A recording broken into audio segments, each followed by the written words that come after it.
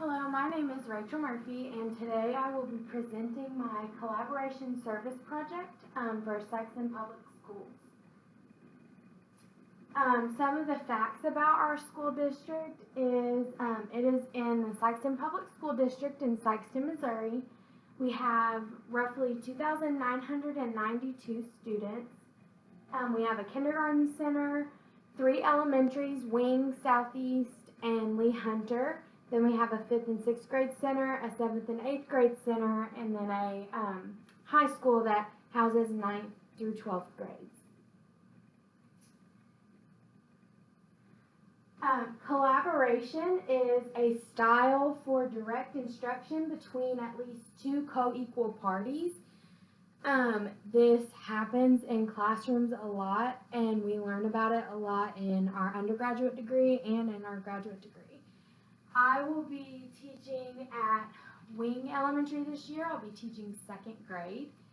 And there are quite a few teams within that building. The first team is grade level teams. So we have a 1st grade level team, 2nd, 3rd, 4th, and that's it. So on the 1st and 2nd grade teams, there are 5 teachers on each. And then on the 3rd and 4th grade teams, there are 4 teachers on each. And on each of those grade levels, during our meetings, we go over data and we plan lessons. And there are some jobs that go in with that. One person is the timekeeper to make sure we stay on time. One person is the norms minder to make sure we don't get off topic. One person is the leader, and they're in charge of the agenda and making sure that we follow the agenda. And then the 4th person is a record keeper. And typically what we do, since we have 5 in the 1st and 2nd grade, is we will shift jobs every meeting or every couple weeks. Our next team is our PBIS team, and their job is to create and manage our PBIS system within our school. It is led by our building principal, and the only person that really has a specific job within that is one of the 3rd grade teachers is in charge of uploading all the documents. It's kind of a group effort in creating those documents and the ideas that they are sharing, and so the whole team works on that, and then he's in charge of sharing that with the rest of the staff and with the team as well. The next team is the IEP team, and this is the team that carries out IEP meetings. The team consists of the counselor, who is the note taker, the principal, who is the liaison between the school and the parent. They're that representative that's saying, I'm here from the school, I'm not the counselor, I'm not the teacher, but I'm here representing Wing Elementary. The special education teacher conducts the meeting and creates the IEP. The regular education teacher gives their opinion on the child's behavior and academics within their classroom. And then the most important part of the IEP team is the parent, and they're the advocate for the child. Another team that we have is the RTI team, or Response to Intervention team. They're conducting RTI throughout the entire school. They give benchmarks in reading and math in the fall, winter, and spring, and they create RTI groups out of the data they receive from those benchmarks. This RTI team consists of the academic principal, the math title teacher, and the reading title teacher. Co-teaching within Wing Elementary isn't really seen a whole lot. Typically, you see the co-teaching in the special education classroom because they have the special education teacher and the teaching assistant, so that parallel teaching can really happen there, and often that's how it does happen. Very rarely do you see co-teaching within the general education classroom at Wing because it's so hard to combine 2 teachers, because then you're going to have double the kids instead of having half the kids, which is the whole goal of co-teaching. Collaboration with parents is important at any elementary school. Within Wing, we really collaborate through Dojo. We send daily, weekly messages. As a regular education teacher, in previous years, I know that I contact parents daily. As a special education teacher, now it's even more important that I'm collaborating with those parents. And if you have a student with an exceptionality, whether you're a regular ed teacher or a special ed teacher, you need to communicate with that family and those parents to make sure that you're doing the best things for that child. The parents may even have some tips that they do at home that work best and would work for you at school. Paraprofessionals at Wing Elementary, we have 5 of them. 2 of them are the special education assistants and co-teach. Then we have 2 that work with the RTI team in title, 1 for math and 1 for reading. And then we have a paraprofessional that is dedicated to one child who has a personal aid, and that is his personal aid. The special education process within Wing Elementary is the same as it is across the district.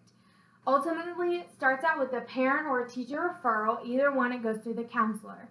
Once that has been referred, then the teacher will begin 9 to 12 weeks of interventions. Typically, if the parent has referred, those interventions happen in the background as everything else progresses. But if the teacher refers, those 9 to 12 weeks of interventions have to have already happened or begin happening right now.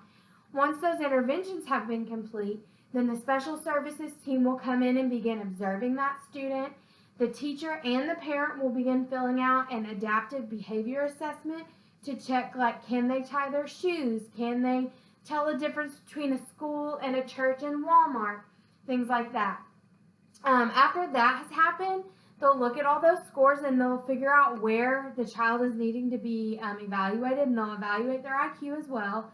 And once all of that has taken place, they will look at all of those scores and all of that data and decide if that child meets the criteria put forth by our special services team.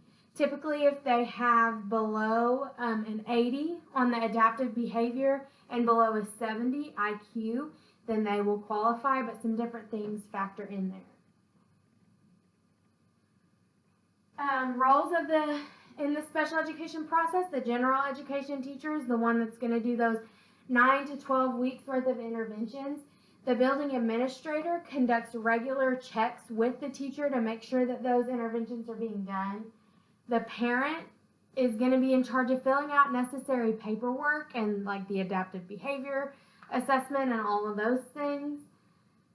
The contact person for starting the referral process is always the counselor, no matter if it's the parent referring or the teacher referring. And once all of those interventions have been put in or that parent has asked, we have 30 days to complete the evaluation process and meet again to determine if that child has met the criteria.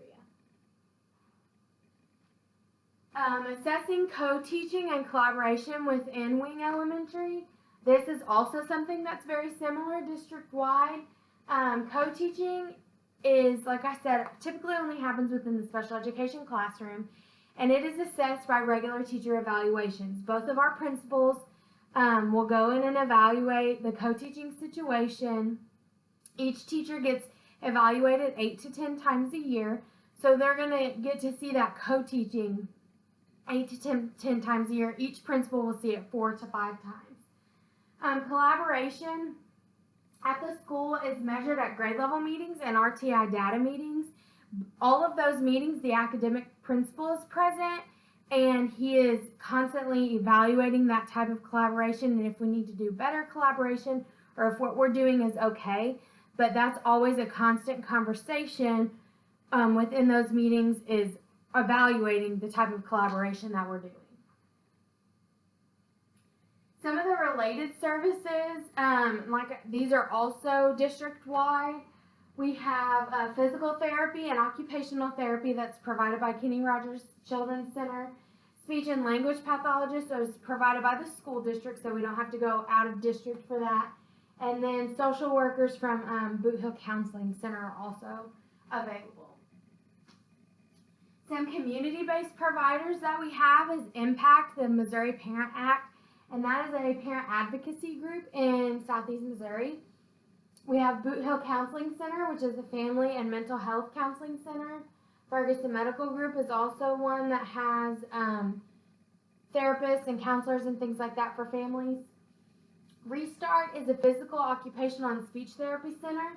Kenny Rogers Children's Center is a therapy center, and then we have DAYOC, which helps families with poverty and provides a preschool program for ages birth to 5 called Head Start. And my references are the textbook, Interactions, Collaboration Skills for School Professionals. That has been my collaboration service project. Thank you for watching.